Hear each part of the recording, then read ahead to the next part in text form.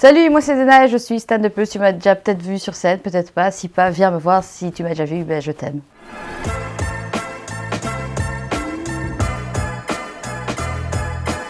Alors donc je suis stand-upeuse, ça veut dire que j'écris des blagues, je les fais sur scène ou je sais pas, je les fais derrière un écran pour la télé ou pour la radio. Et je pense qu'un premier spectacle, c'est souvent un spectacle où tu parles de toi.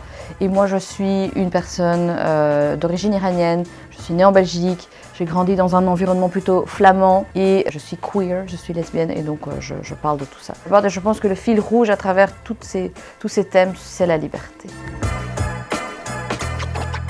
C'est un peu par accident, parce que moi, mon rêve, c'était d'être médecin. Aujourd'hui, je guéris les gens en les faisant rire. Parce que je sentais qu'en faisant des études scientifiques, il faut que tu absorbes plein de input et j'avais plein de output à donner. Et donc, j'ai pris une année sabbatique et j'ai réfléchi, puis j'ai décidé de faire de l'art. Et de là, mes profs m'ont dit, mais en fait, t'es trop drôle.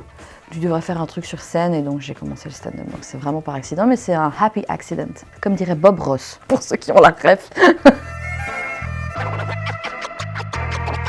Je m'attendais tellement pas au succès qu'il a eu. Ouais, je savais que ça allait être chouette, mais je pensais pas que ça allait être si chouette. J'étais prête à ce que les gens rigolent, mais je m'attendais pas à l'émotion des gens. Après mon spectacle, moi j'aime bien aller discuter avec les personnes et j'ai eu beaucoup de personnes en larmes en fait, émues, en venant me parler, me dire que eux aussi, leur père, leur mère ou eux-mêmes étaient des réfugiés. Là, genre merci de me représenter. Ça fait tellement du bien d'avoir quelqu'un avec ton profil, faire de l'humour. Et cette phrase-là, elle est revenue assez souvent quand on joue dans des endroits plus engagés ou queer, d'avoir des gens qui nous disent merci parce que enfin je regarde du stand-up, parce qu'il y a enfin quelqu'un comme moi. Quand on fait des soirées engagées, c'est sold out mais tellement rapidement. Il y a des listes d'attente, des producteurs ou des salles ou des organisations, des festivals peuvent faire le commentaire de oui mais c'est trop niche. Mais en fait pas du tout. Quand tu vois le nombre de personnes qui demandent à venir voir des soirées LGBT ou des soirées engagées ou des soirées sur la migration, c'est que non, c'est pas du tout niche en fait, c'est juste que ça te parle pas à toi. Je pense que la question a une autre dimension si on me la pose, si j'étais quelqu'un qui vivait en Iran. Donc oui, en Iran, être une femme, c'est dur, être sur scène, c'est dur, faire de l'humour, c'est encore plus dur parce que tu dénonces un peu ou tu dis tes vérités. Et aujourd'hui, en Belgique, on est quand même dans une démocratie où tu peux dire plus ou moins ce que tu veux. En Iran, je pourrais pas dire ce que je dis, donc genre je m'imagine faire du stand-up en compagnie d'autres stand-upeuses iraniennes. Waouh!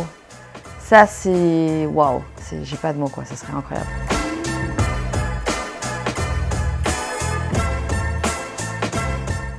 Oui, c'est bien. Par exemple, j'avais décidé d'appeler ma vidéo de Montreux lesbienne iranienne et il y avait eu quelques commentaires qui étaient bienveillants mais qui me disaient est-ce que c'est pas un peu réducteur ?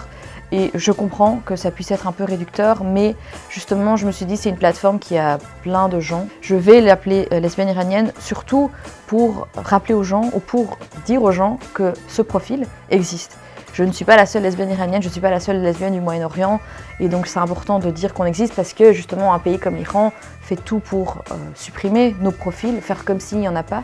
Donc si je peux le crier sur un toit que si on est là, je le fais. Tout à fait, donc je joue aussi en irlandais parce que j'ai eu la chance d'avoir une mère avant-garde qui s'est dit il faut que ma fille soit bilingue. Et donc je joue mon spectacle aussi en flamand et c'est super chouette parce que mon spectacle parle beaucoup des flamands. Je joue en deux langues et c'est chouette parce que ça ouvre une dimension en plus sur certains sketchs. C'est un peu absurde mais j'aimerais vraiment être encore plus dans le monde de l'Eurovision parce que c'est un truc que j'adore. L'Eurovision c'est un peu ma coupe du monde à moi où je me déplace pour aller voir les concerts de l'Eurovision, je suis tous les artistes, c'est un peu obsessionnel mais c'est ultra feel good. Il faudrait que la Belgique gagne et il faudrait que je sois la présentatrice de l'Eurovision ou même j'ose aller un peu plus loin. J'invite toutes les personnes qui font de la musique à me contacter pour écrire une chanson pour que je participe carrément à l'Eurovision. Et sinon, si je dois donner un rêve dans l'humour, je sais pas, je pense que moi j'aimerais vraiment aussi essayer le chapitre série, écrire ma propre série. Je ne sais pas quand ça va arriver, mais je manifeste cette énergie pour que ça arrive. Le gros projet qui arrive, c'est à partir du mois de septembre, je serai de retour au Théâtre de la Toison d'Or, non pas pour 3 semaines qui étaient sold out, mais pour 5 semaines, pour mon spectacle Dena Princesse Guerrière. J'ai aussi la chance d'être curatrice d'un festival d'humour qu'on va faire au Hall de Schaerbeek et ça c'est un projet que je trouve dingue. Être curatrice d'un festival d'humour, je sais pas, ça me fait sentir cool. Donc j'ai hâte de faire ça et puis la suite, j'adore laisser la vie me surprendre, donc on verra.